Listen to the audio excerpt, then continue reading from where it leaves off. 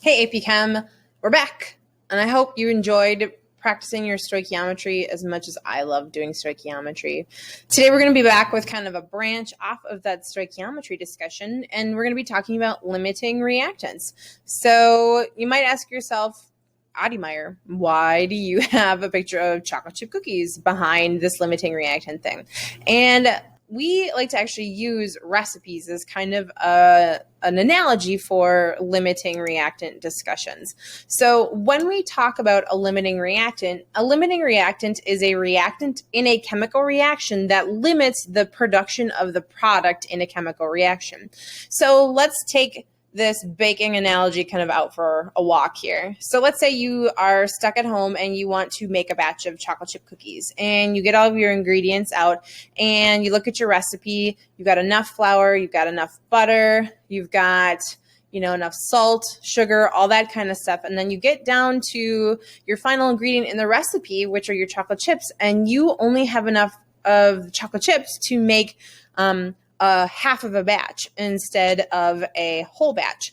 What's going to happen is you're only going to be able to make a half a batch total, even though you have all of the other ingredients in enough quantities, because you are going to run out of chocolate chips. And in this situation, your chocolate chips would be considered your limiting reactant, because they are going to limit how many cookies you can make with your particular recipe. And so when we talk about a limiting reactant in a chemical reaction, it's the reactant that is essentially going to run out first before every other reactant, and thus it's going to throttle the amount of product that you can make in your chemical reaction. So it is going to produce the least amount of product of all of the reactants that are present in there. In a lot of plain stoichiometry reactions, they'll talk about a reactant being in excess. So what you'll see is that it'll say, oh, this particular thing reacted with excess chemical. The excess chemical would be considered the leftover chemical, or what is there after your limiting reactant runs out.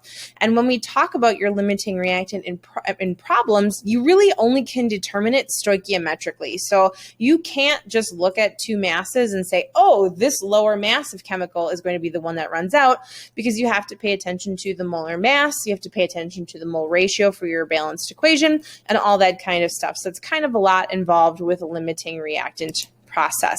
Now, with our limiting reactant process, you can also potentially be asked to take a look at the particle diagrams for a chemical reaction and figure out what the limiting and the excess reactant are. So here is an example for the reaction of hydrogen and oxygen coming together to make water.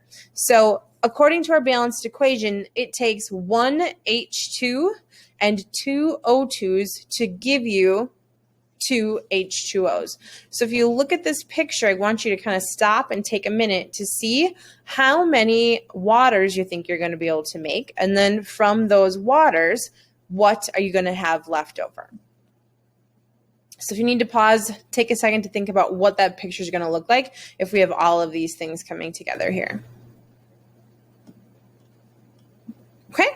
So if we take a look at our products that can form in this particular combination of particles, we can end up getting 3 waters forming here, and then we have 2 H's attached to every one of those oxygens. But if you look at our starting to begin with here, we had 8 hydrogens and 6 are stuck here.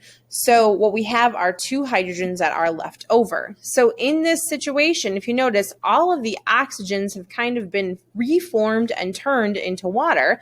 So oxygen is going to be considered our limiting reactant, and H is going to be our excess reactant. So we're going to have 1 hydrogen left in this picture that's unreacted, and it's our excess. So you could be able to be solving a limiting reactant problem with stoichiometry, or again with your knowledge of particle diagrams.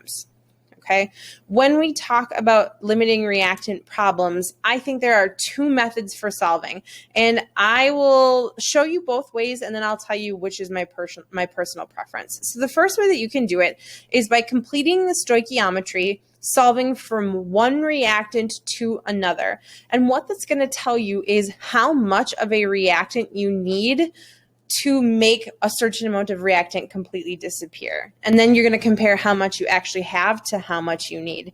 I personally don't like this method because I feel like it's really prone to causing errors, and it's very rare that you're going to be asked just to find the limiting reactant.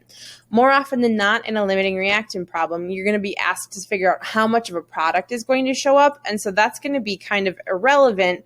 Not irrelevant, but finding the limiting reactant is going to be only the first step in the process. So I personally just like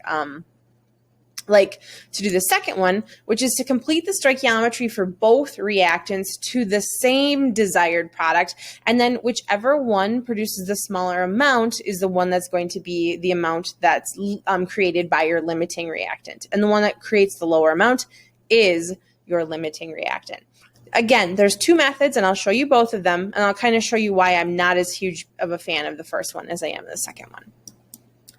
Along with stoichiometry calculations, you will see a calculation for something called the percent yield. So percent yield calculations are when you take your actual yield, or the amount that you got from your lab experiment, and divide it by your theoretical amount that your stoichiometry is going to guide you from. Your theoretical yield is always going to be your stoichiometrically calculated value with your limiting reactant. The actual is your lab data, and then you divide them by 100%, or I'm sorry, multiply them by 100%, and then you'll get your percent yield. Percent yield and percent error are kind of tied together. So if you have a very high percent yield, you're gonna have a low percent error, and vice versa.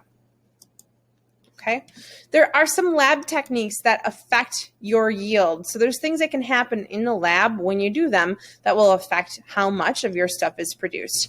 If you have a yield under 100%, it is potentially caused by a bad transfer of chemicals. So if I have a bad transfer of chemicals, I could leave some of my chemicals in the container, and then I would not have all of them reacting in the first place, and I'll have a yield that's less than 100%. Okay.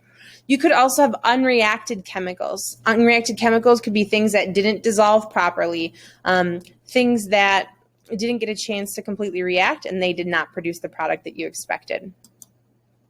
You could also have side reactions that happen where unexpected reactions occur and they cut down on your yield. And this is really, really common in organic chemistry, where yields can be as low as 30% on a good day in a chemical reaction.